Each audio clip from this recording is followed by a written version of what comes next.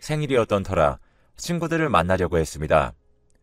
애들을 만나기 전에 잠깐 미용실을 방문해서 머리카락을 조금 자르고 나왔는데 약속 장소에 도착을 했더니 뭔가가 허전하다는 것을 깨달았습니다. 바로 생일인 친구 주려고 산 생일 선물을 미용실에 두고 온 것입니다. 다행히 약속 장소에서 미용실이 10분 정도의 거리였기 때문에 서프라이즈를 하겠다며 친구들에게는 화장실을 갔다 오겠다고 거짓말을 치고 곧바로 가던 길을 되돌아서 미용실로 향했습니다. 도착을 하자마자 저의 미용실 사장님은 저를 바로 알아보고는 아주 반갑게 맞이해 주었습니다. 혹시 아까 손님이 쇼핑백 두고 가신 분 맞죠? 근데 너무 달려오셨나 봐요. 땀도 장난 아니시고. 제가 물 좀 드릴게요. 잠시만 계세요. 저는 잠깐 본 제 얼굴을 기억하고 맞이해주는 사장님이 너무 고마웠지만 제가 급히 달려온 것을 알고는 물까지 주려는 선의를 베풀다니 그렇게 사장님에게 감동을 받게 되었는데 사장님이 준 물을 먹고는 저는 이런 말을 꺼냈습니다. 혹시 다음 주에 시간 되면 저랑 같이 밥 먹지 않을래요? 오늘 일에 대해서 너무 고마워서 그러는 거니까 너무 부담스럽게 생각 안 해주셨으면 좋겠어요. 그러면 여기 명함에 적힌 번호로 연락드릴게요.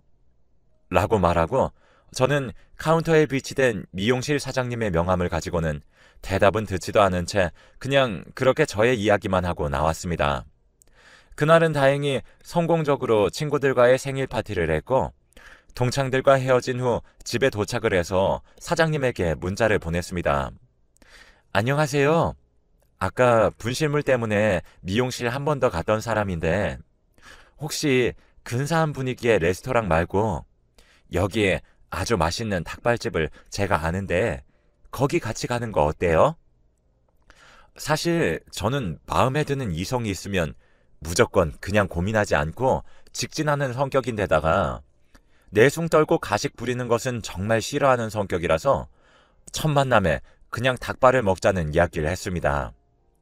그랬더니 사장님은 1시간 정도 답장이 없더라고요. 그래서 저는 속으로 내가 너무 내 얘기만 했나?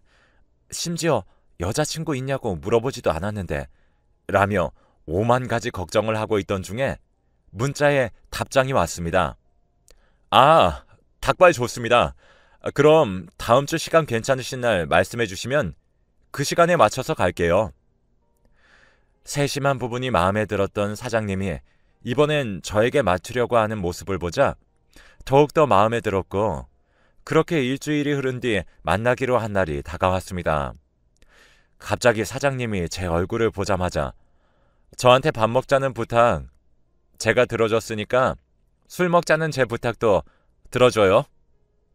대뜸 술 먹자는 이야기를 하길래 알겠다고 하고 첫 만남에 진지하고 솔직한 대화를 나누었어요. 그렇게 몇 시간 동안 서로에 대해 알아갔고 연애를 시작하게 되었네요. 만나면 만날수록 괜찮은 이 사람을 절대로 놓쳐서는 안 된다는 생각이 들어 연애를 하다 보니 나중에는 결혼까지 해야겠다는 생각도 들게 되었습니다. 그렇게 3년의 연애를 끝으로 30대 중반에 결혼을 하게 되었습니다. 남들에 비해 조금은 늦은 결혼을 하게 되었지만 연애 때 보이지 않던 것들이 결혼을 한 후에 서서히 보이기 시작했습니다. 남편의 어머니, 즉 시어머니께서는 남편이 중학생 때 시아버지를 떠나보내셨어요. 그런 시어머니가 행여나 외로울까 남편의 누나, 즉 시누이가 같이 살고 있었죠. 그런데 언제부터인가 시어머니가 당뇨병을 앓게 되셨고 혼자 살던 남편도 시어머니와 같이 살게 되었습니다. 그런데 결혼 초기에 남편이 저에게 우리 엄마 아픈 것 때문에 걱정이 돼서 그러는데 엄마랑 같이 살면 안 될까? 라고 이야기를 했고 어렸을 때 부모님 두 분을 다 떠나보낸 저는 가족이 걱정되는 그 마음을 누구보다 잘 알기 때문에 남편의 말에 알겠다고 한 뒤 시누이와 시어머니와 남편과 저 이렇게 4명이 한 지붕 아래서 같이 살게 되었습니다. 처음에는 시누이가 굉장히 저를 아껴주었지만 같이 사는 세월이 점점 늘어나면 늘어날수록 제가 이상한 것인가 싶은 생각이 들더라고요. 어느 날은 제가 주방에서 저녁밥을 준비하는데 시누이가 갑자기 저를 불렀습니다. 방으로 들어오라면서요. 그런데 시누이가 부른 방은 다름 아닌 남편과 제가 자는 방이었습니다. 조금 당황을 했지만 그대로 들어가 보니 저의 옷과 가방을 들고 거울에서 막 자신의 모습을 보며 어떻냐고 저에게 물어보더라고요. 제 옷을 이렇게 아무렇지도 않게 입는다는 것에 너무 불쾌했지만 저의 기분이 안 좋은 것을 알았던 시누이가 저에게 옳게 너무 기분 나빠하지 마. 나 내일 오랜만에 어디 좀 나갔다 와야 하는데 약속이 방금 잡히는 바람에 옷 사러 나가지도 못해서 그런 거니까 좀 봐줘. 라고 말을 했죠. 원래 보통 적어도 미안하다는 말은 나와야 하는 것 아닌가요? 물론 옷은 빌려줄 수 있지만 옷을 빌리는 사람의 태도가 너무 기분이 나빠서 결국 남편이 일을 끝마치고 집에 와서 자기 전에 남편에게 오늘 당신 누나가 나한테 이런 식으로 행동을 했다며 상황 설명을 다 해주었습니다. 그랬더니 남편은 저에게 아니 누나가 옷 빌릴 수도 있는 거 아니야? 그리고 뭐 내일 중요한 일 있어서 빌렸나 보지. 당신 오늘 조금 예민하네? 그냥 신경 쓰지 마. 남편의 말을 듣고 오늘은 정말 제가 예민해서 그런 건가 하며 그냥 넘겼습니다. 어쩌면 조금만 양보를 하면 기분 나빠할 일이 아니라고 생각이 들었거든요. 그렇게 또 며칠이 지났고 이와 비슷한 일이 생기게 되었는데 이번엔 옷이 아니라 제가 직접 산 100만 원짜리 금목걸이를 저의 허락도 없이 착용을 하고 밖에 나간다고 했습니다. 사실 제 옷을 입으셨을 때는 그렇게 비싼 옷과 가방이 아니었기 때문에 그냥 냅뒀지만 이번에는 한두 푼도 아닌 100만 원짜리 목걸이를 저에게 물어보지도 않고 가져간다고 하시길래 순간 제가 잘못 들었나 싶었습니다. 행여나 만약에 시누이가 하고 나갔다가 잃어버리는 일이라도 생기면 서로 불편해지니까 말이죠.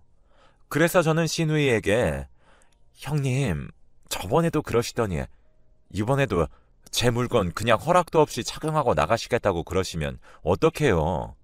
더군다나 한두 푼도 아니고 이거 100만 원짜리 목걸이에요. 이 말을 들은 시누이는 갑자기 화를 내며 저에게 아니 내가 중요한 일이 있어서 옳게 목걸이 좀 쓰는 게 그렇게 싫어? 그리고 이게 10만 원이든 100만 원이든 잃어버리면 내가 사주면 될 거 아니야. 라고 말씀을 하셨고 저와 큰 소리로 이야기하는 것을 시어머니가 들으시고는 저에게 애기야, 네가 이해해라. 지가 잃어버리면 책임지겠지. 근데 너가 저 목걸이 했을 때보다 내 딸이 하니까 더 귀티가 나는 것 같긴 하구나. 라고 하시며 정말 시어머니까지 시누이 편을 드니까 눈물이 절로 나왔습니다. 남편이 얼른 일 끝나고 집으로 돌아오기만을 기다렸죠. 그렇게 퇴근 시간이 되었고 시누이가 나간 뒤 남편이 들어왔는데 남편이 들어오자마자 시어머니의 눈을 피해 방으로 끌고 가서 자초지종을 다 이야기했습니다. 그랬더니 남편의 말을 듣고 더 서운했던 거 있죠? 누나 말이 맞지 않아? 아니, 누나라서 편을 드는 게 아니라 누나가 한두 살 먹은 애도 아니고 그걸 잃어버릴 리가 있어? 아니 뭐 만약에 잃어버린다고 해도 다시 사놓으면 되는 거지. 제가 부모님과 시누이를 모시자는 남편의 의견을 들어서 별로 들어오고 싶지도 않던 시댁살이를 누구 때문에 하고 있는데 이런 말을 들으니까 정말 내가 이 결혼을 괜히 했나 싶은 생각도 들었고 그렇게 남편과 이야기를 하고 냉전을 하고 있는 중 시누이가 집에 들어왔어요. 평소에 자존심이 세서 미안하다는 말 한마디 하지 않던 사람이 갑자기 저에게 미안하다는 말을 하길래 이상한 느낌이 들었습니다. 그래서 목걸이를 잃어버린 것은 아니겠지라는 생각을 하고 있던 중 저의 설마가 확신으로 바뀌어버렸죠. 미안해 옳게. 오늘 만난 사람이 대학교 동기들인데 애들이 목걸이를 보고 싶다고 그러길래 알겠다고 그러고 내가 풀어서 빌려줬는데 그 친구가 그대로 집에 갔더라고. 나도 그냥 아무런 생각 없이 집에 오다가 갑자기 생각나서 전화했더니 전화를 안 받네. 하여튼 그 친구한테 연락 오면 바로 알려줄게. 옳게. 잠시 동안만 그 목걸이 없이 지내줘. 갑자기 저에게 이런 말씀을 하셔서 저는 많이 당황했습니다. 사고라는 게 어디서 어떻게 생길지도 모르는 것인데 조금 화가 났습니다. 형님, 그래서 제가 나가기 전에 말씀드렸잖아요. 더군다나 제가 100만 원짜리라서 뭐라고 그러는 게 아니라 어머니가 저에게 돌아가시기 전에 남겨주신 물건이라고요. 대체 왜 그렇게 저한테 스트레스를 주시는 건가요? 이때까지만 해도 나오는 눈물을 참고 있었습니다. 그런데 그 순간 저는 충격적인 말을 듣게 되었습니다. 너가 나한테 니네 엄마 거라고 이야기 안 했잖아. 그냥 솔직하게 애초부터 얘기하지 그랬어. 그럼 나도 안 빌리지. 그렇게 슬프게 이야기를 했는데 이런 식의 대답을 듣게 되니 저의 기분은 그 어떠한 단어로 표현이 되지 않았습니다. 저는 결국 눈물을 흘리며 이야기를 했습니다. 제가 이렇게 슬프게 우는 것을 처음 본 남편이 놀라며 저에게 무슨 일이냐고 했고 저는 목걸이 이야기를 했습니다. 그랬더니 남편은 근데 누나한테 애초부터 목걸이가 당신 어머니 거라고 이야기를 했더라면 조금은 누나도 신경 쓰지 않았을까? 라는 이야기를 하는 겁니다. 저는 머리를 한 대 맞은 듯한 기분이 들었고 내가 믿었던 사람마저 나에게 이런 말을 하니까 저는 너무 서러워서 결국 남편에게 우리 이혼하자. 내가 이 집안에서 믿는 사람은 당신뿐인데 이젠 당신도 못 믿겠어. 당신한테는 누나만 소중하지? 그러면 그냥 누나랑 단둘이 살아. 나랑 왜 사니? 라고 폭탄 선언을 했습니다. 제가 이혼이라는 단어를 입에 올려서 그랬던 것일까요? 갑자기 남편이 태도가 바뀝니다. 내가 지금 당장 누나한테 가서 뭐라고 그럴 테니까 지금 나한테 이혼하자고 한 거 얼른 취소해. 내가 잘못했어. 응? 결국 이 말을 하자마자 남편은 시누이 방으로 찾아가서 화를 냈습니다. 누나 나이가 몇 살인데 남동생 아내 물건에 손이나 대냐고.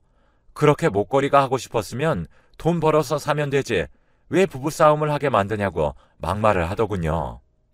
그때 내심 남편이 멋져 보였습니다. 그러면서 한 번만 더 내 아내 눈에서 눈물 나게 만들면 내가 아무리 누나가 가족이어도 가만 안 둘 거니까 그런 줄 알아? 이렇게 남편이 저 대신 화를 내주니까 아주 시원하다는 생각이 들었죠.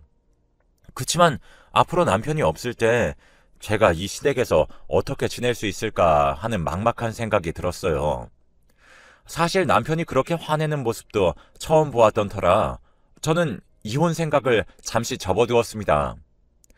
그 일이 있고 난 후 남편이 없을 때 집안의 분위기는 마치 얼음장처럼 차갑고 조용해졌죠. 그렇게 몇 달이 지나 평소에 제 물건을 허락도 없이 가져가던 시누이는 남편의 말을 듣고 저의 물건에 손을 대지 않았습니다. 그러다 제 뱃속에 아이가 생기게 되었는데 아이가 아들이라 태어나자마자 시어머니 태도가 아주 좋게 바뀌었습니다. 평소에는 저의 이야기에 귀담아 들어주시는 편이 아니셨는데 아들이 태어나니 정말 잘해주셨습니다. 그래서 저 또한 너무 기뻤고 한동안 남편과 저는 육아를 하느라 정신이 없어서 시누이와 같은 집에 살지만 어떻게 살아가고 있는지 알지 못했네요. 그렇게 조용하게 하루하루를 보내던 어느 날 아이의 돌잔치를 하기 위해서 예전부터 차곡차곡 모아두었던 통장이 사라진 것입니다. 설마 아니겠지 하는 생각으로 시누이가 집에 없을 때 시누이의 방을 뒤져보았는데 설마 제발 아니길 바랬습니다. 그런데 저의 의심이 사실이 되고 말았고 그때 분명히 남편이 시누이에게 화를 낸 이후로 조용했는데 사람은 역시 고쳐서 쓰는 것이 아닌 게 맞았던 것일까요? 실망을 했던 시누이에게 이제는 더 실망을 하고 말았습니다. 그래서 시누이에게 따지기 전에 남편이 집에 들어올 때까지 기다렸고 그렇게 몇 시간이 지나자 남편이 들어왔는데 시누이도 같이 들어오더라고요. 남편만 잠시 안방으로 불러 제가 오늘 겪은 상황에 대해 설명을 해주었습니다. 그러자 남편도 굉장히 놀랐고 몇 분 뒤 바로 시누이의 방으로 가서 남편이 또 화를 냈습니다. 누나, 저번에 분명히 이야기했을 텐데 조용하다 싶더니 또 왜 이래? 아니, 이번엔 이건 그냥 절도지. 내가 저번에 분명히 이야기했지. 이런 일 한 번만 더 생기면 가만 안 둔다고. 남편이 또 화를 내며 이야기하길래 여기서 더 이야기를 했다가는 가족 사이에 하지 말아야 할 이야기까지 할 것 같다는 생각이 들어 제가 말렸습니다. 그리고 남편이 이야기를 끝낸 후에 제가 시누이에게 형님, 돈이 얼마나 필요하셨든 말씀하셨으면 빌려드렸을 거예요. 저 모르게 이런 식으로 훔쳐가시지 마시고 대놓고 그냥 말을 해주세요, 형님. 그런데 시누이가 하는 말은 정말 충격적이었습니다. 내가 사실 숨겨둔 아이가 한 명 있는데 이제 초등학교에 들어가게 되니 돈이 많이 들어서 저번 목걸이도 그렇고 통장에 손을 대게 됐네. 미안해. 시누이의 말은 8년 전쯤 혼자 자취를 하면서 만나던 남자와 임신을 하고 출산을 하였는데 출산을 하고 100일이 안 되었을 때 보육원으로 보냈다고 합니다. 혼자서 도저히 키울 자신이 없고 경제적인 능력도 없었던 터라 그때 만나던 남자는 임신 사실을 알자 헤어지자고 했고요.